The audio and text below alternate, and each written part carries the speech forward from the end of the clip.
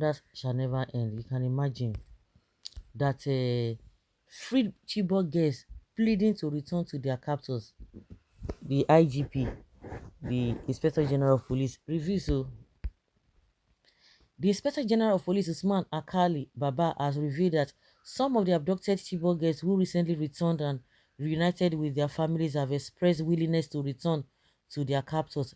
This is the same thing this government will tell us that some people have repented, really in the sense that they have not repented. And if they have repented, you don't see them coming out to bring guns and all of that to surrender. You don't see all of that. The IGP said this while speaking on the status of internal security at the weekly briefings coordinated by the presidential media team in Abuja.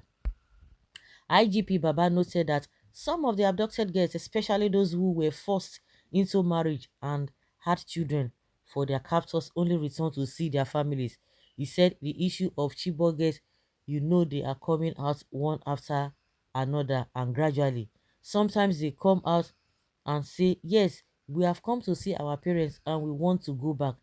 So maybe they have been assimilated or acclimatized with the situation and indoctrinated and had become part and parcel of those who have adopted them. But like as I'm saying, it is a continuous effort, and even last month you saw a Chibok girl coming out with 2 or 3 kids and said she only came to greet her parents and she wants to go back. So we are still on it. There is hope.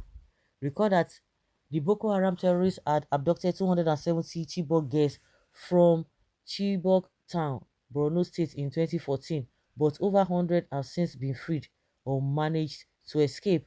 In August 2022, Ruth Anglada Pogu and a man she revealed to have been married to in captivity surrendered to the Nigerian military with her 2 children. That same month, Famata Lawal and her child were rescued by troops of the Nigerian army. Also in September, Asabe Ali with her 1-year-old child was rescued by troops on the 21st of the 21 Special Armor Brigade in Bama. IGP Baba, while speaking on the issue of insecurity, said there are lots of other things that can be done. We were able to rescue the whole of forestry students in Kaduna through negotiation. We were able to rescue many others, which I can give you an example for those that we are in contact with. There are things that we are doing. It is in a new crime and requires new ways of approaching it and new ways of dousing it. Clearly, it is under study. For instance, the issue of trained negotiators and so forth were not an issue before, but now we are looking into it. We are putting our personnel to undergo such training and courses, so we will not say hope is lost. We are still on it. He have ever said, okay, they want to relocate or to go back. Is this a country? A country has been committed or a crime has been committed, and you can stress the perpetrators through those girls, and you as a security chief is making such a statement. God help this nation. God has already helped this country. The country citizens don't want help themselves. The country failed and they are now trying to make best out of the bad situation. If they come out, who will marry them with Boko Haram children? There's more to this. For a sane person to go back to people who disrupt, disregard, and disrespect them, yet want to go back to their abusers. The atrocities or the atrocious activities committed by Boko Haram members is legendary, that one wonder why a normal person would choose to go back to them. The society can't manage them, and those children from the whole thing are time bombs waiting on the side line because they are now untouchables. The main northern region would suffer the conscious of the consequences for their failure to manage their shortcomings. No education and vocational skills for national development and cohesion. Well, it is not as easy as you think. They want to go back. They have been They've been indoctrinated, they've been told a lot of things. You know, when you begin to hear lies over and over again, it becomes the truth. So you can't even blame them.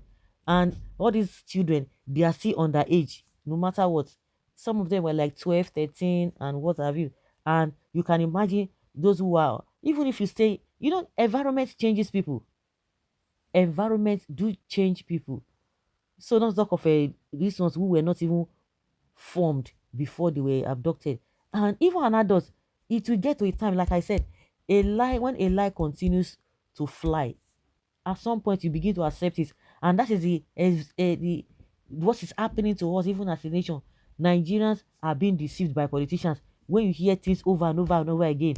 And it becomes like as if anytime you come out to defend or to try to see things from a different perspective, you begin to wonder whether you are the one who is not normal. But you are normal. But majority of the people have accepted the lies. They have accepted the impunity and the abnormalities going on in this country. So it is very, very difficult. Like he said, they need to do a lot of work if they are sincere. The Nigerian government, if they are sincere, they need to do a lot of work. They want to go back because they are used to it. They've told them a lot of things. You know. Like I said, if the government is sincere, they will do the needful. Okay, I saw one issues like that in an Adamawa state. She was married to top commandant who was killed during a battle with the military. She came back home with her children, but the security personnel keep on arresting her day by day for interrogation, and the society showed deep hatred for her and her children.